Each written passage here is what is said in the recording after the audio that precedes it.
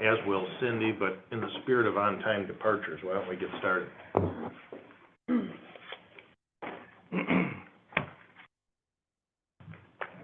All right.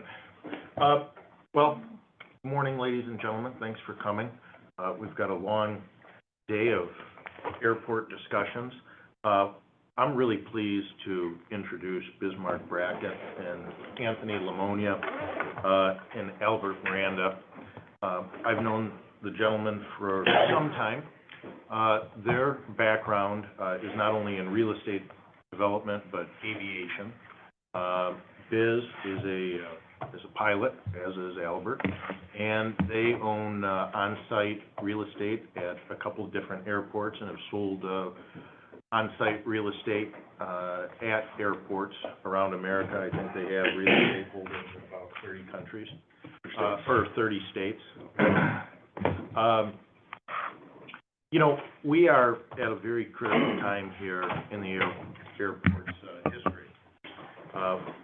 We're blessed to have great assets on site from our terminal. The gentlemen have said, you know, we have a great terminal building for the size of the airport, runway, landing, navigation systems. A lot of the infrastructure that amounts to significant cost is already in place. And so as we go forward and look at which model we're going to follow, the airport is, Barry has announced, curtains closed, I don't know how soon he'll be back. But Barry's announced that he is looking to retire. His current contract goes through June 30. He said he certainly wants to be retired by the end of the year, and may be willing to extend that for a couple of months if necessary. But I thought it would behoove all of us around the table to hear from folks that are in real estate, in aviation, licensed pilots, to get that perspective upon which for us to draw in our goal setting and planning. I think they understand the potential of the airport. They understand how airports can be a chief economic driver to communities. And really, the county makes a significant investment in the airport, over $400,000 a year. And so I think it's important for us to make sure that we aren't leaving anything on the table, maximizing the infrastructure here at the airport. And so really, I think last Wednesday, I emailed out to the board a packet, and Lisa's brought copies, so I think all of you have it.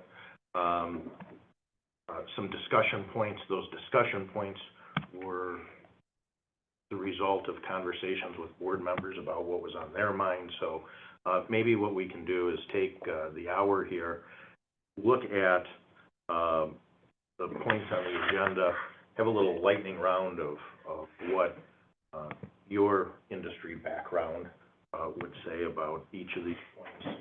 And then we'll take what we learn from this 11 o'clock meeting and use it to do our goal setting later in the day.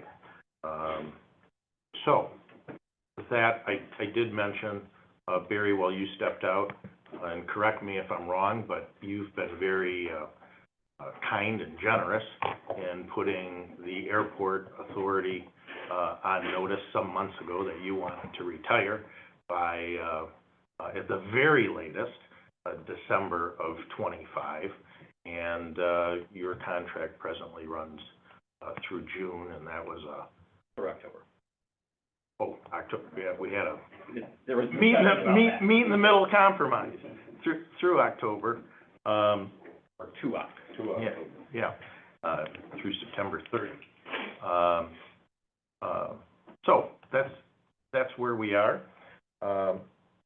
Biz, if you want to give a little overview and background on yourself, and Tony, and then we can jump into the agenda points. From a relevance perspective, I guess we're pilots. We fly a turbine aircraft that's actually parked in your ramp out here that commuter plane for folks who like to fly themselves around and carry passengers. So that does not make you an expert in airports. From a business perspective in the aviation area, we own a 250,000 square foot hangar complex on Long Beach International Airport. And 3 years ago, we bought Jack Northrop's original headquarters on Hawthorne Field in Los Angeles. We actually run and own a private air park in Illinois. And then besides that, we have other interests in aviation and done other things around the world of aviation for the last 20 years. We don't currently operate an FBO.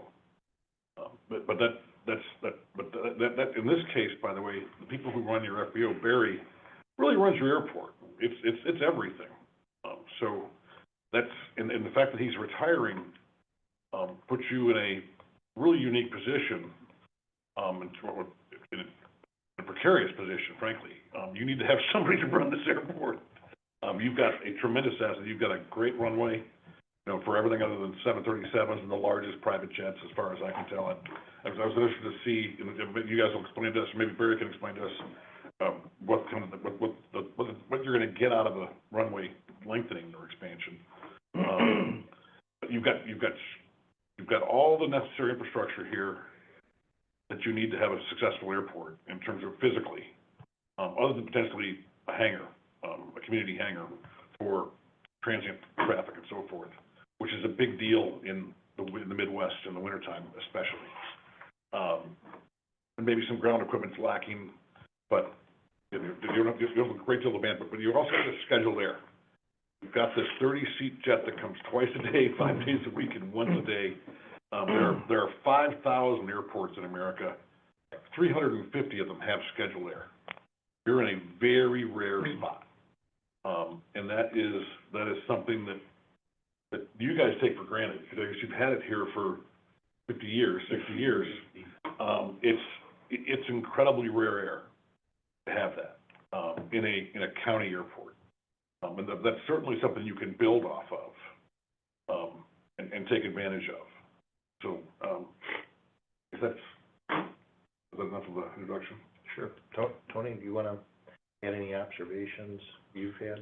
I think with the potential switch happening of the airport management, it's a good time to sort of figure out who you want to be as an airport.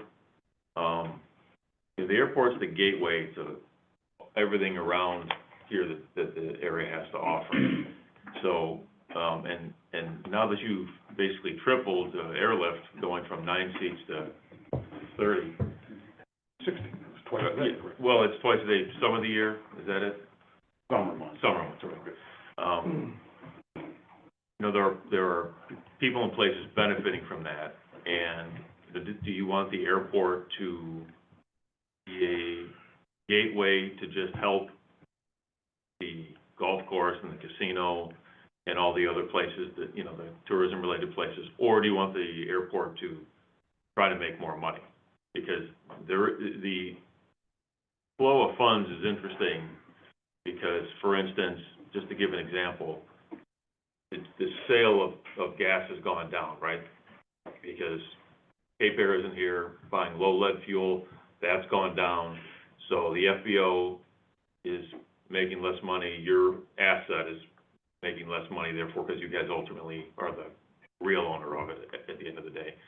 But the flip side of that is that you've gained 30 seats, or 21 seats, and now those people are out in town spending money and what have you. So you've taken a bit of a financial hit, or the FBO has, but on the other side of that, somebody in town should be happy, because now there's 20 more people a day coming in town and spending money, or renting cars, or buying hotel rooms, or whatever the case may be.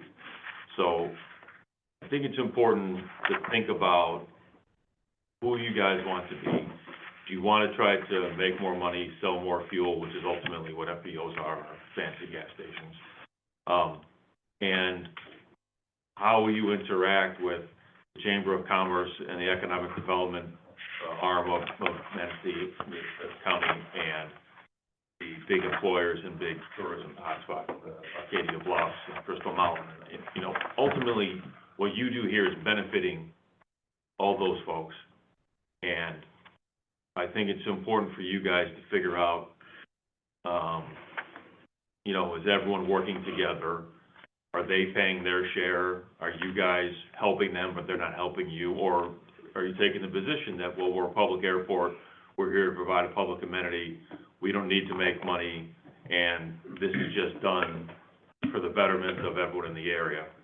And sort of figure out who you want to be and what you think the financial position of the, and the purpose of the airport. Now, obviously, the purpose of the airport is to land planes, but from a mission statement, what can you do? Are you here to improve the area? Are you here only for the benefit of the, and you know, obviously, these are tricky things because the airport authority is really part of the county, but it's a separate body, but there's overlap, so these are kind of, I guess you have to figure out where you want to position yourself and all that. There's something to think about, and with the changing of the guard potentially in the next year, that's a good time to say, what are our goals?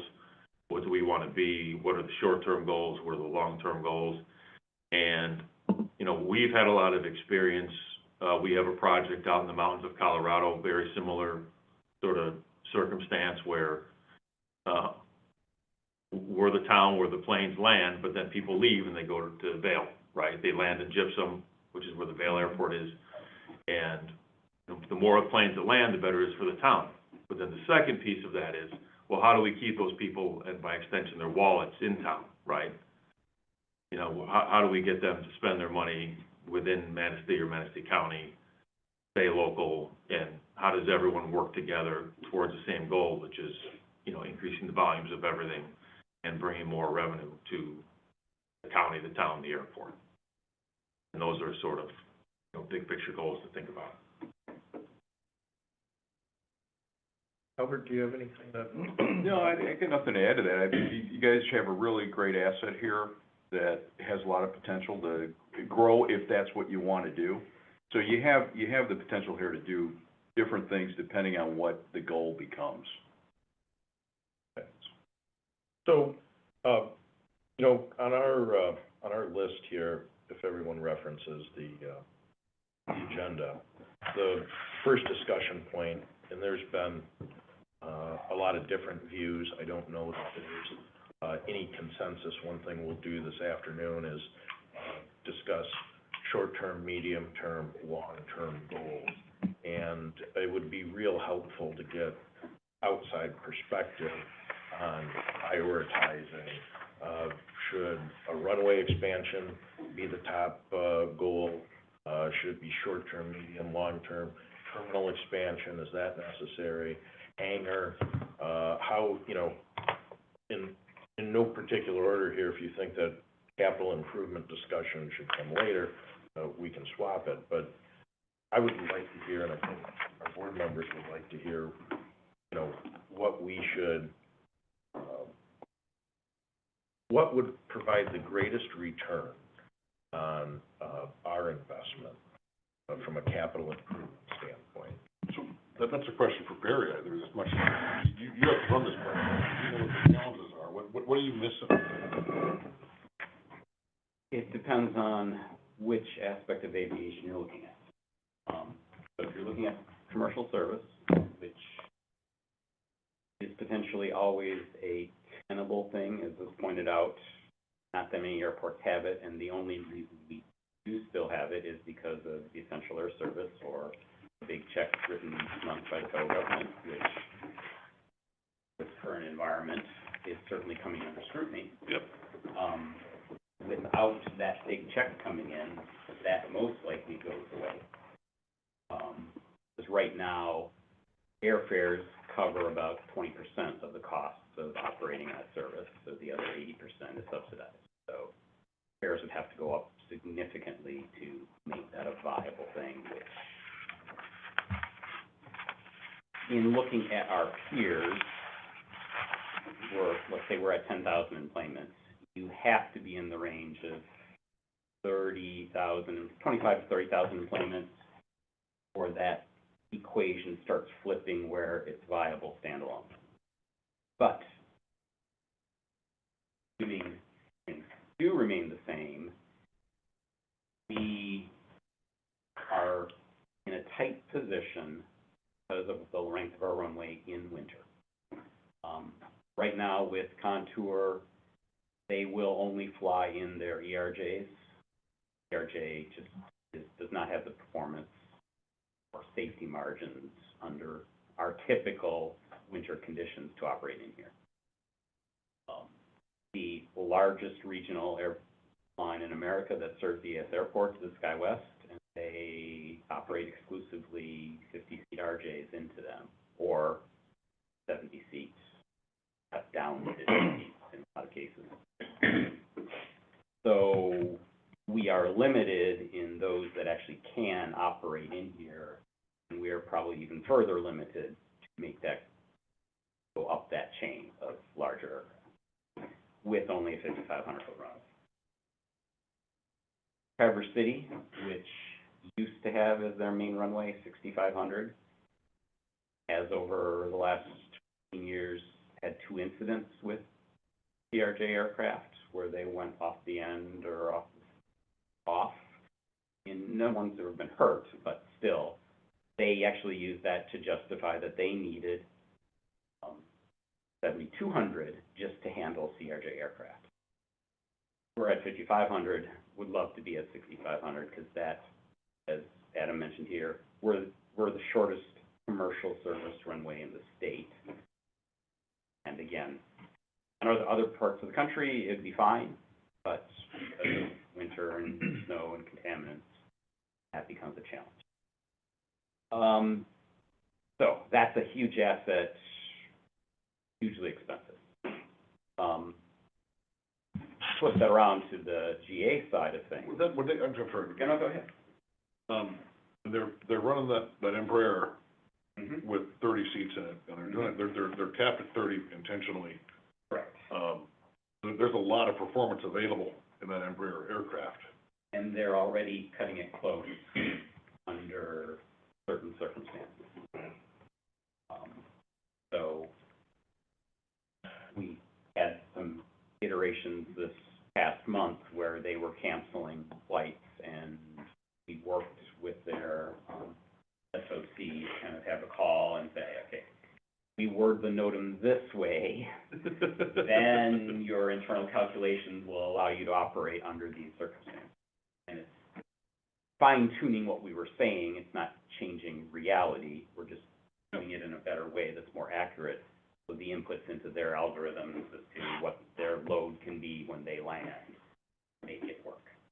Is that the NOTAM on the braking, on when it says like 555 on the, is that what they needed to change? Because if it goes to 333, then they need a longer runway. 333, I mean, in general, 333 for us is normal most of the winter, because with lake effect snow, we will get snow every day.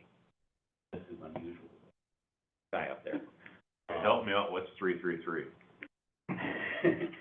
The FAA, about 10 years ago, created this formula that you put in characteristics and it generates a number, and that number is between basically 0, which means it's dry, completely clear pavement, 5, or opposite around.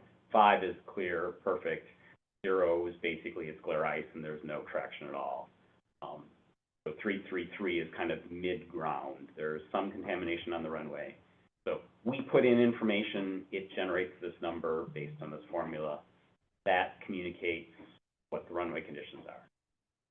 Contour, however, does more than just that. They actually input all of the information, including what we say, into their algorithms, which then generates a number to them, which is how many pounds they can land with within that runway distance.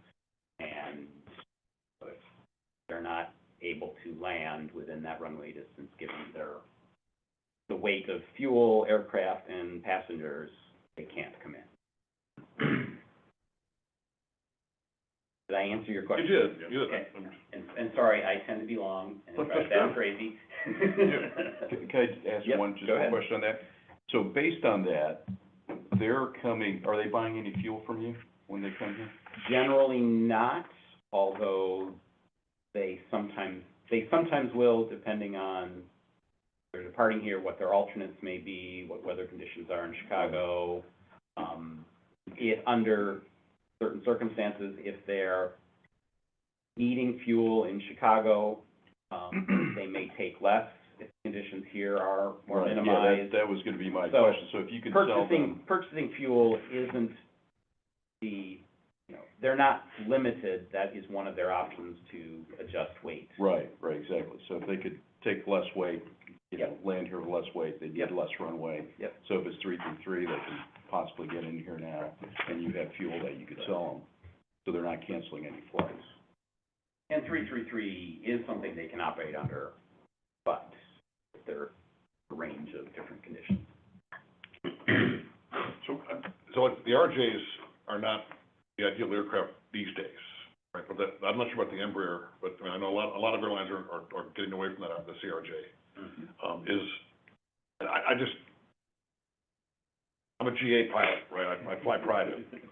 So I'm always, to have, commercial traffic is an amazing thing that you've got, but, I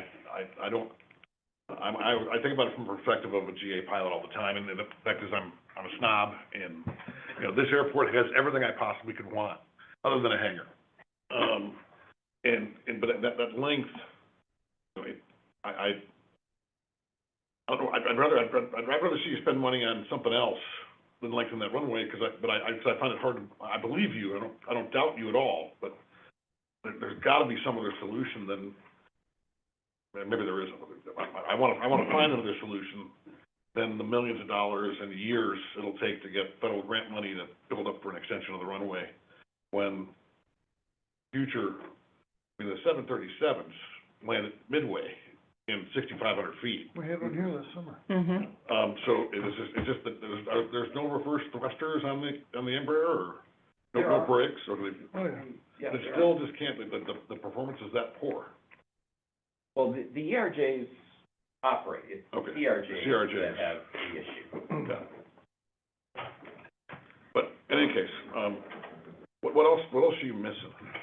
Well, I mean, you're touching on it, is hangar space. Because we can't accommodate really anything larger than a piston twin. Yeah. Potentially, if we were to kick Contour out of the hangar that they're in, we could have accommodated you. They're using it right now kind of as a maintenance facility. You can kick me out to accommodate Contour. Well, But I would not have come here, and if I weren't coming here for a meeting, I would have flown to Traverse City or Correct. whatever, but Yep. given the weather conditions here in the wintertime, I would not have left my plane out on a ramp overnight. And it's not super expensive plane. I like to keep it warm. It likes to stay warm. Yeah. It does. But in fact, it's really cold up there. It likes it, when it's on the ground, it wants to be warm. Consistency. Yeah. But the other thing, so one of my perspectives is we survive based on outside funding. And that funding on the commercial side is through Essential Air Service. On the GA side, it's the general funding that airports get. And there are two criteria to be even eligible for any funding. One of those is you have commercial air service, so check. The other is that you need at least currently 10 based aircraft, which we don't even have. So technically, if commercial air service goes away, you've got nothing coming in. I'm sure we could get to 10 based aircraft if that were our sole focus, and under those circumstances, it would be. But we go down in funding from, if this year we get 10,000 enplanements, or in that ballpark, north of $1 million in entitlements, that drops to 150,000, without those passengers coming in. So, not a lot, but it's better than nothing. So therefore, hangars for all types of aircraft. But in addition to that, we need businesses operating here that utilize this airport as an asset. Right now, it's commercial service, it's TGA transient traffic, which are, those are all useful dollars coming into our community, and therefore they multiply as they circulate through the economy. But the sustainability of the airport as an asset is completely underutilized without any businesses here that are using the resources that we have available to us.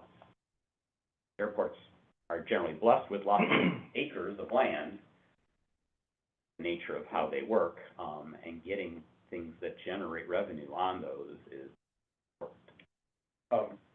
One question, just in observance of the time. We have about 30 minutes left of our regularly scheduled program in our hour.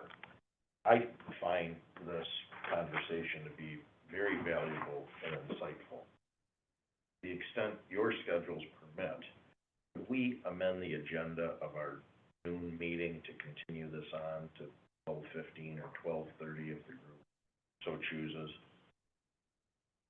I have no problem. So, I mean, we're only in the first bullet point here, and I wanna see if there's a way if the group. So are you saying that what is currently scheduled from 1 o'clock on isn't going to happen at all? Well, these guys were planning on leaving. Okay, I'm just trying to understand. Yes. Because we've got 3 meeting notices, 11, 12, and 1, and I'm not sure how that time was planned to be used. Right. To the extent the group is agreeable, if we could amend the agenda at noon. Lisa, from an open meetings point, is that okay just to change the time on a meeting? Well, I wouldn't Is that- suggest changing the time, we could amend the agenda to put another, Well, but you discussion didn't do point. a vote for a meeting agenda for the other Right. meeting. There are 3 separate meetings, yes, we haven't started our second. right. This is the only one that's formal theoretically today. Right. But because we have the whole 4, they're open meetings apply, so. I defer to you, Lisa, on. So when we go to that meeting, the 12 Yes. o'clock, we can amend Amend that. that. Exactly. Yeah. Yes, that's what I was Yeah. asking. Well, and if that's what we're gonna do, then I'm gonna let the other girls know the delay, just so they're not sitting waiting. Sure. Fellow Or- board members, would you be, agreeable to amending the noon agenda to permit this discussion to continue when we get there? So that Lisa could let the county employees know? Yep. Sure. Okay, great.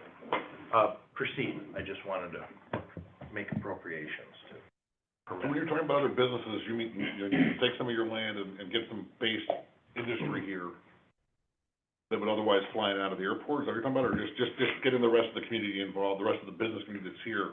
No, it's Involved. aviation-based in Got it. businesses, whether that be maintenance, meat shops. I mean, there are all sorts of there are all sorts of things around aviation that need a place to operate, and fortunately, all of their customers could easily come to them wherever they are. And we don't have that, and those things ultimately add to sustainability, and bring in some revenue, not necessarily a huge amount, but every little bit helps.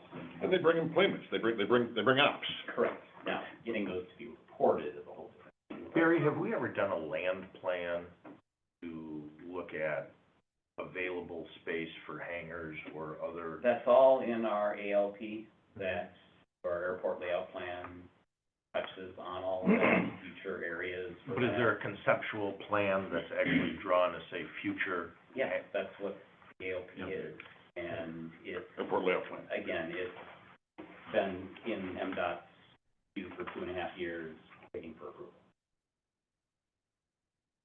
I'd look, Kinda like a map. is that on the web somewhere, that plan, I've never It seen it? isn't, I can get it to you. It'd be interesting to see that, I'm just curious, or more than curious, but.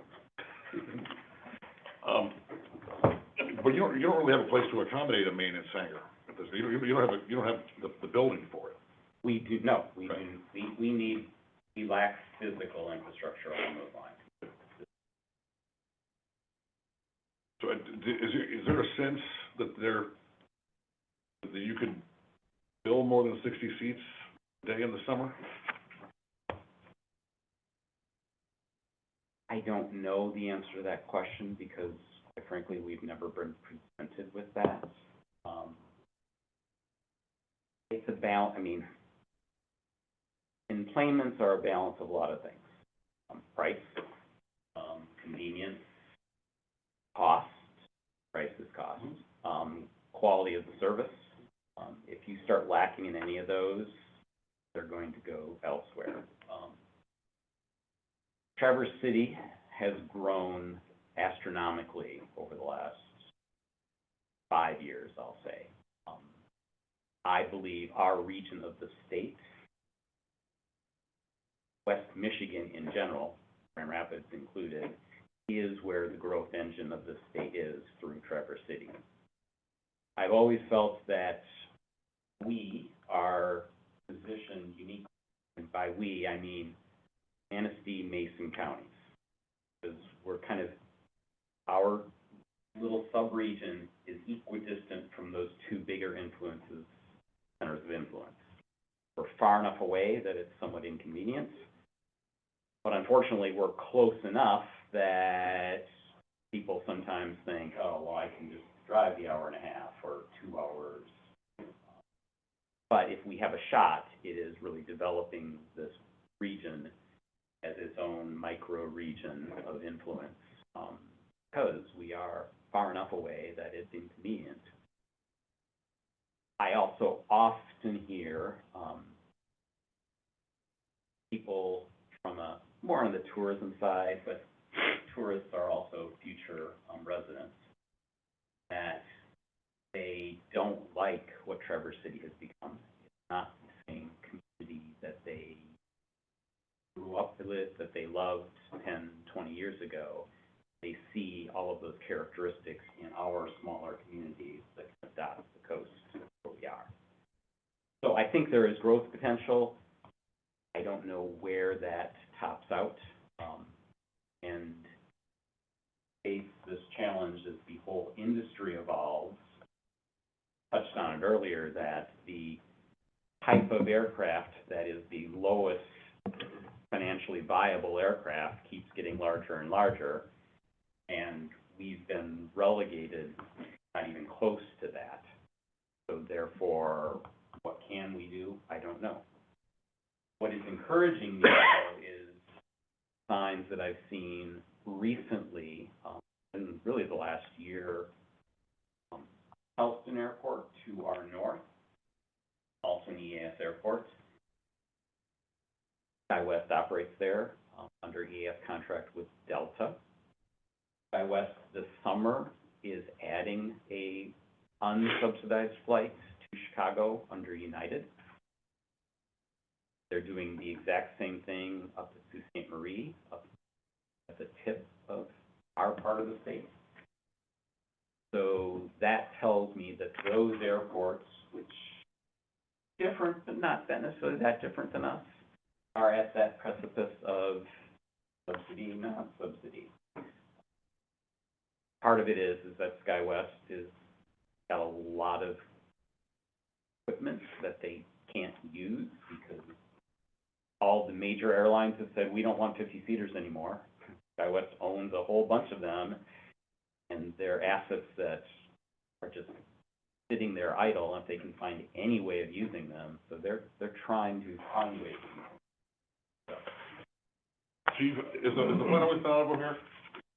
It was at Midway for a period of time. Oh, That's always out of some Chicago. time ago, yeah. We also Done want, Milwaukee in the past. A decade, Yeah. 12 years ago, yeah, it's longer than that, I 10, think, 10, 2011, yeah, so. 14 years ago. Is there a sense that you could, obviously O'Hare or Chicago is a big market, a logical market. Are there other markets that could add additional service that would do as well as the Chicago market would do, or? As well, no. I mean, if I believed that there was one, then we would be going there right. instead. So, my belief, and I hope that is, the perception of the rest of the board, is that Chicago is our best market, and that's driven by data that I can get. And one piece of that data is I usually defer to Traverse City as being a peer in our region. that they've got a decent number of claimants. Statistically, you can get information that shows, you know, what this region is looking at. Chicago is their number 1 O&D destination, and Detroit is about number 18. From an O&D standpoint. From a connection standpoint, they're much more equal. So from us, you know, if we can accomplish the connectivity and tap into that O&D demand from that region at a price point that may be a third of what unsubsidized service out of Traverse City is costing, we've got a good ability to grow in that area. On the next meeting's agenda is a grant proposal that I submitted on Friday that is talking about Cross Lake, Michigan service with Milwaukee and Green Bay in cooperation with Muskegon Airport to try to tap into some other things that no traditional carrier would ever do because it's point-to-point versus hub-and-spoke type traffic. Is there a sense that you can get a lot more GA traffic in here if you had some more infrastructure?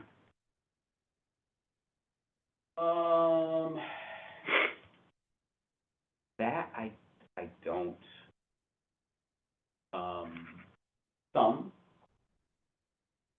we will occasionally get people, even in summer, for weather, who will divert thunderstorms in the area. They don't want to risk hail. They'll divert to Traverse City, just in a hangar.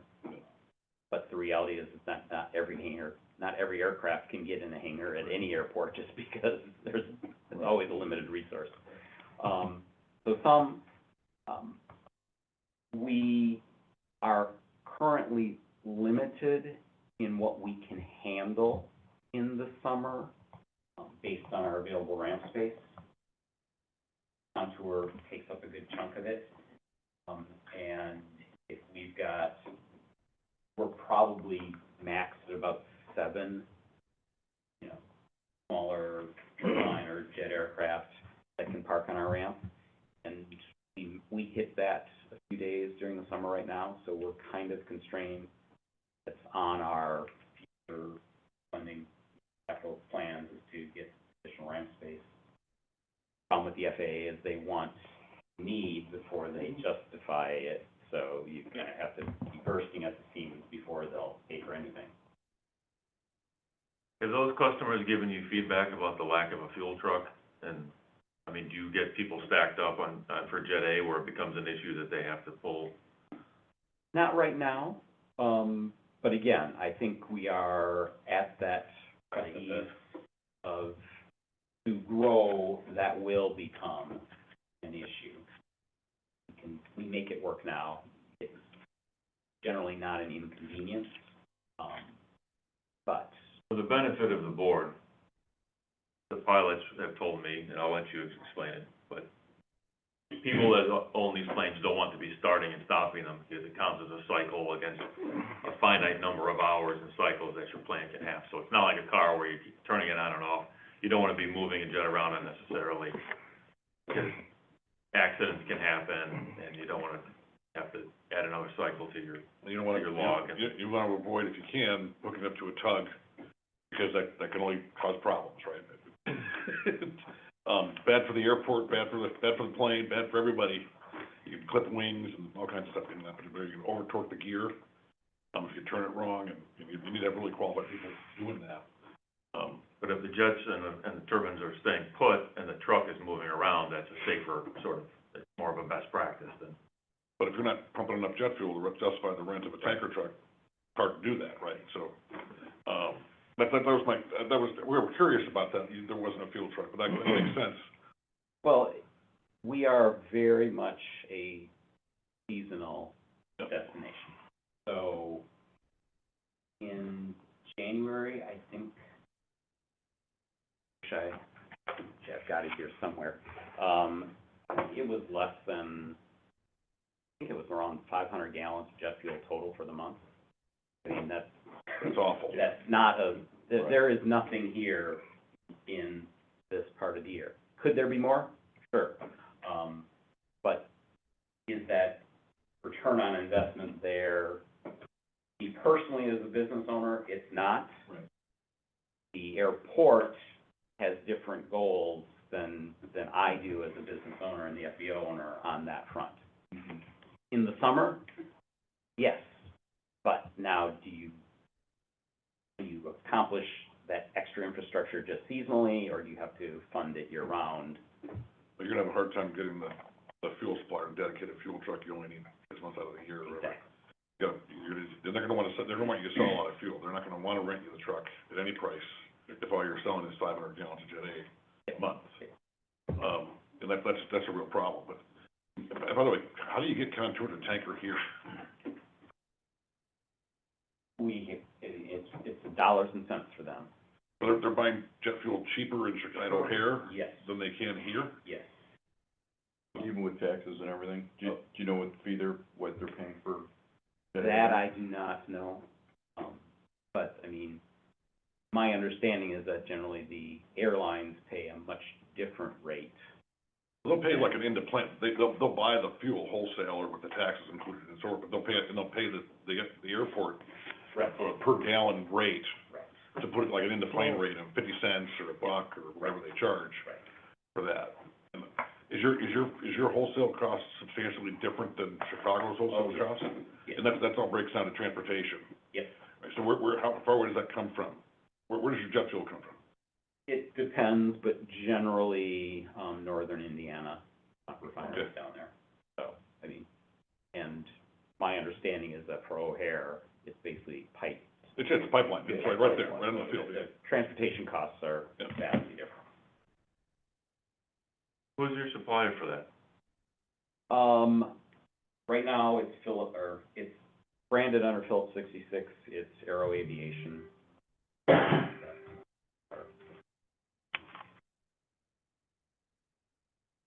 And then the hangar that the Contour plane is in the hangar, the biggest hangar right now? No, they don't For fit in the maintenance. plane, but they're keeping their Ground maintenance equipment. vehicles in there. Oh, the so- maintenance vehicle, oh, okay, I was gonna So say, that the ice truck starts in the morning, instead Got it, of okay. being outside. and are they paying the airport or the FBO for the privilege of being able to store their stuff in the We're still hangar? working through the contracts, but yes.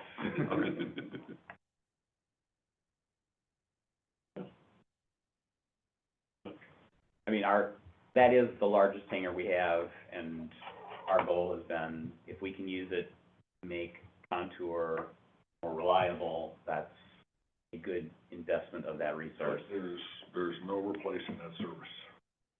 So coming back to the agenda, point one, we started, talking about runway expansion and had some Q&A on that. Based on that, I think this afternoon, we're gonna be talking about capital improvement projects, runway, terminal, hangar. You're 20 minutes in, thimble deep, but just based on this, is there anything that you would share with the board, in prioritizing? I think I'd wanna understand this, what could is there room for improvement in the commercial service? I mean, for growth in that area.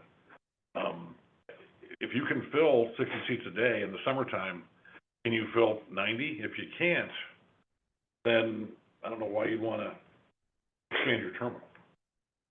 If this is as good as it gets, I think that terminal's fine for 30 seats, and maybe change the furniture out to get more people, so it can sit a little more people, but other than that, it seems, The whole reasonable. reason we jumped to this airline, was for the improvement. I mean, Cape Air did a nice job, but we saw we needed more. So it's like, this is our first step to, So on That the issue. terminal side, our challenges are, it was designed for the service we had at the time this was built, which was 19 seats. So there were 19 seats in the holding area. Through furniture, we can accommodate 30. So we are kind of maxed at that point. yes. Other design flaws, there's no baggage area, so if you've actually got 30 passengers, there's no place to, people to pick up bags or anything, which, again, as that scales up, we're capped there. But that is really, and then TSA and what they require and their equipment keeps expanding, so there are some issues around TSA that they want to, or they threaten to introduce a body scanner across all airports. We would have to take out some other space to do that. So we can accommodate 30. We really can't handle in a customer-friendly way more than that. Right. And if we hope to grow beyond 30, that's when those issues are. We've been talking about terminal expansion because of the current bilateral infrastructure law, terminal program, 5 years, $1 billion a year. Funding's available, should we go after it, anticipating potential future growth? We recently decided, for a lot of reasons, now was not the time to do that. But it still is potentially a limiting factor at some point in the future.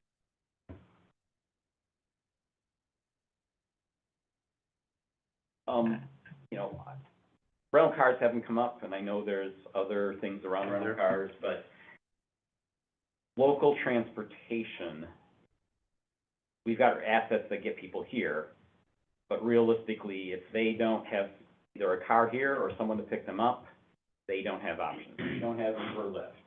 Theoretically do, but there are no drivers. We've got one taxi cab that isn't necessarily the most reliable because it's just one guy, so if he's available, good. If he's not, you better plan ahead a couple days to schedule something with him. Rental cars, you've got a handful. Again, it's local. It's not at all what people expect.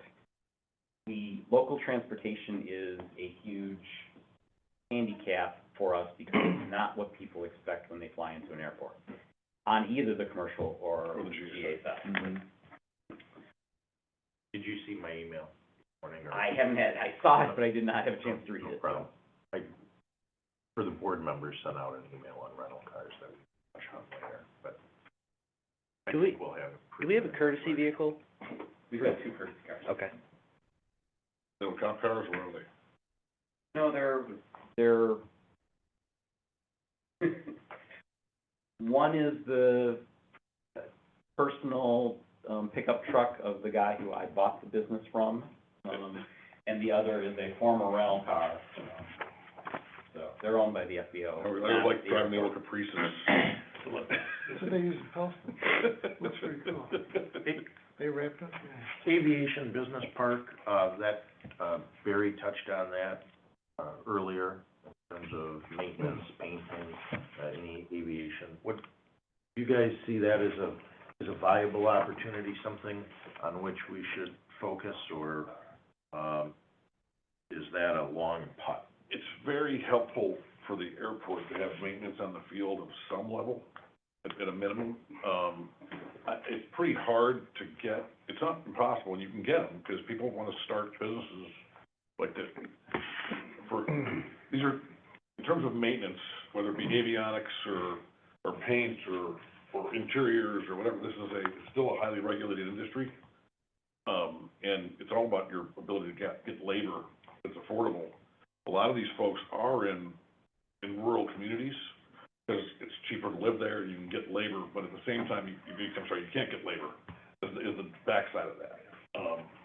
So if you can find a way to attract that industry, that's huge. Does the state exempt sales tax on? Not currently. Not in the state of Michigan, because that's one of the things we'd be fighting against. Certain states don't put sales tax on parts.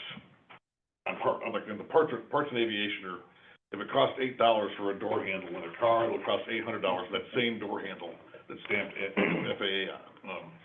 So that sales tax is, if your state sales tax is 10%, the cost of that material, that engine part goes up, and so there's a strategic advantage.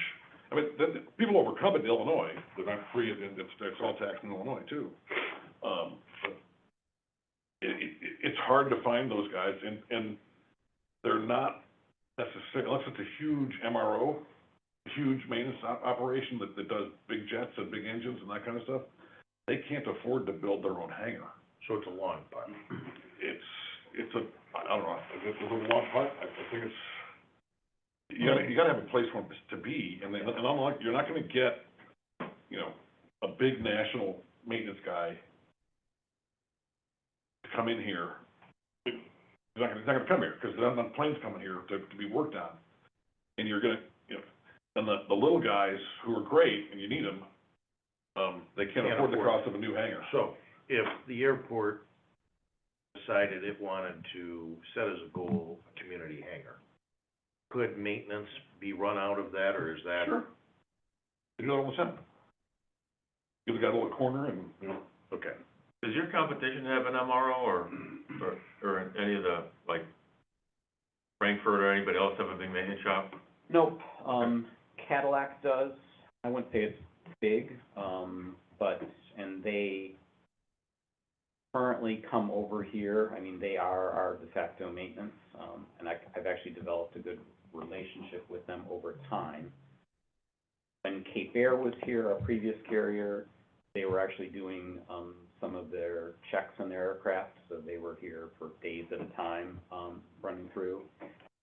Contour recently just assigned them to be here every morning for their departure. So, they're, and again, there's 2 maintenance operators over in Cadillac, nothing Ludington, Frankfurt. So, you got Traverse City, Muskegon, Cadillac. Is there a size that would be, for this size airport to have something for the regional jets? Hangar-wise? Yeah, hangar-wise, is it 100 by 100, is it 150 by 100? So the dimension and how, I don't think your regional, again, other than if it's overnighting and it's gonna snow, the jet, otherwise it's just as happy to sit on the ramp, it doesn't wanna be moved. They're generally, I mean, the airlines aren't expecting, because nowhere are they hangering them. Right. Unless you, Goldilocks happen to have a huge vacant hangar that would accommodate them, yes, we'll put it in if it's gonna get 12 inches of snow. So if we were to explore building a hangar to increase and make more attractive general aviation, and use it as a catalyst or an inducement to attract a maintenance operator, about what size hangar would we look at? What would be appropriate? That, Yeah. You wanna go probably as big as you can before you gotta put in fire suppression. So, and you wanna go, you're not gonna worry about a G700 or whatever, which is now got a 30-foot tail height, you're gonna build a 28-foot tops floor height, and you're gonna go to 20,000 square feet. Right, what's the break point for the fire suppression? Somewhere around 20,000 feet. And that'll get, you know, you'll be able to get 5, 6 of my planes in that space. And my plane's got a really big wingspan. So that's gonna be, by the way, that'll go free up some ramp space. If you can get them inside a hangar, right, so they won't be on the ramp. and that maybe ties into the third point on the agenda.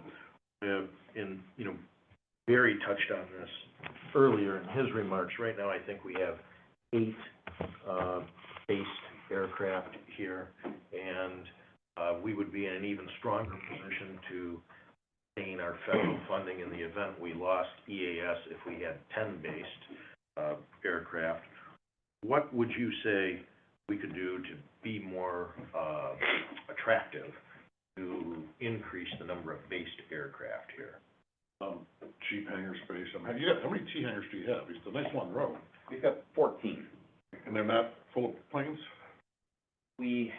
No, because we've got other things in some of them, which we're not supposed to have. We talk about that. Our issue right now is that the doors on that old hangar building are decrepit.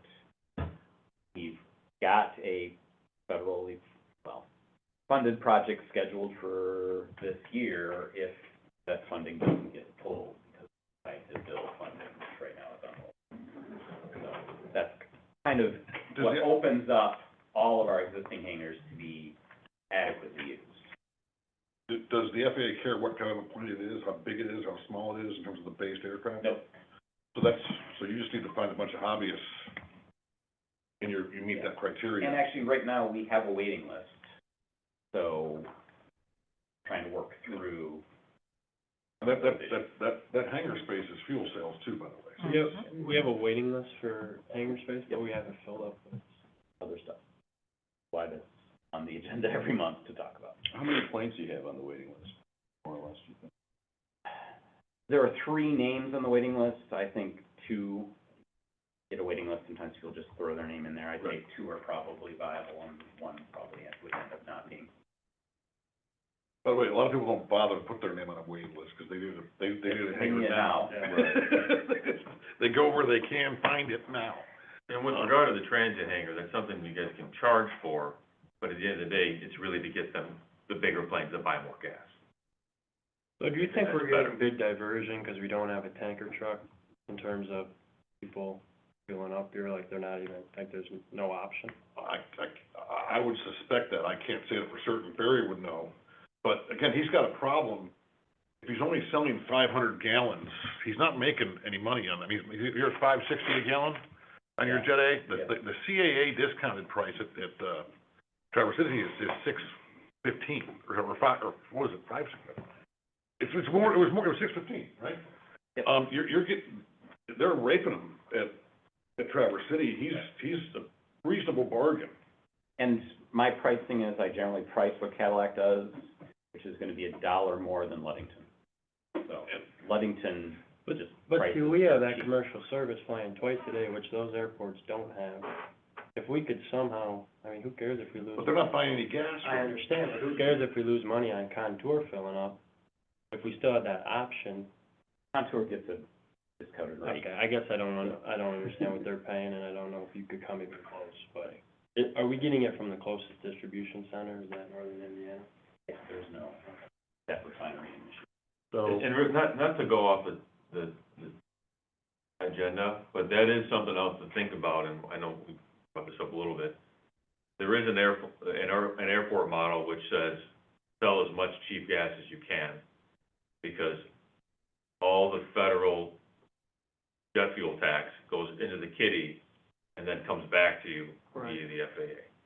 So, if you even, as a public airport, that, your goal is not to make tons of money and it's not a for-profit airport. You could just sell as much gas as possible, become the cheapest bargain, try to land as many people here, and then that snowballs because you have more ops, you sell more fuel, and then, so the amount of sales tax that goes into the FAA kitty comes back to you, and then you can build a hangar and extend the runway and whatever. But that will not support Barry. Right. That will support the community. Right. But you've now taken the private FBO operator and made him a public good, and he needs a salary. that's a great transition into getting back to the agenda. I think your comments, Tony, dovetailed into that very well. Just point number 4, achieving operational efficiency and profitability, and that's something that we'll discuss. I think we're fortunate that the county makes the investment that they do in this airport. I don't have any reason to believe that in the short term, the county wouldn't continue to make the investment that they do in the airport. That said, I don't think we should rely on that in perpetuity and not endeavor to become more self-sustaining. So out of your experience in seeing small airports like this all across the country, is there anything from a best practices standpoint, do you see small airports run in the black without local county subsidy? If so, what are they doing? Are there some best practices that we should look at? Or do small airports really need the subsidy of their county? And if that's the case, then, we should work to really maintain that relationship because it's just necessary. And I don't know. I don't know that the board members have a lot of exposure to a lot of other airports frequently. Your airport with, as I understand it, has opportunities to grow. This airport, most airports are subsidized and heavily subsidized, especially county airports or small community airports like this one, small communities rather. Biz, I hate to interrupt, but, I'll let you continue to think about that for a moment. We do have a 12 o'clock agenda. Should we open that meeting? It's 12:03, amend the agenda, and then proceed with the conversations here? Okay, great, let's do that.